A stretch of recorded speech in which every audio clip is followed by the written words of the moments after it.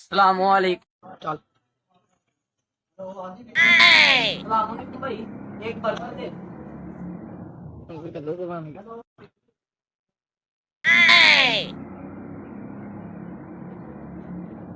511। चल यार जरा इन्हें क्या ठगिए जरा।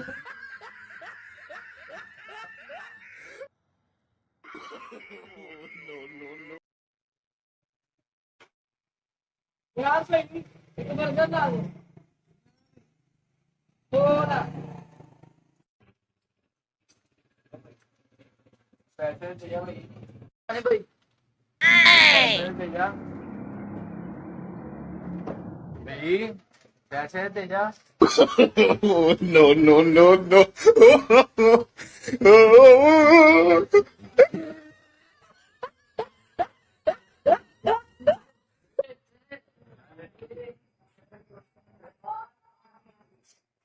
भाई तेने दे तेने पैसे यार। और भाई तेन मैं पैसे देते तू अपने गड्ढे च जे ते मैं जे मैं तेन अपना नंबर दसता फिर हाँ कहना जी दस नहीं यार 10 तेरा की नंबर है नोट का भाई एंड चो 511 नंबर है। 511 number Oh, no, no, no. गां तो जरा ख्याल रखना। यार बर्गर तो बड़ा अच्छा जी तेरा। चलाओ तेरा एक बारी फिर भी कोई बर्गर नहीं की पता दाल लग जाए फिर। चलो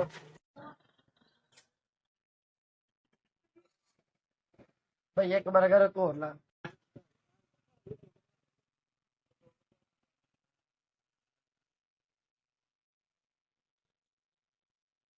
पैसे दे दे यार तेन मैं दे के दिते हैं ना। कितों देते नहीं यार।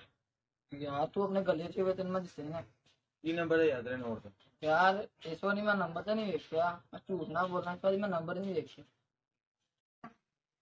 यार नोट देखो भैया ये कह दे ने यार मैं लगदा तू पिछले पैसे भी देख गया ते यार फिर आता मैंने फ्रॉड कर रहे हैं।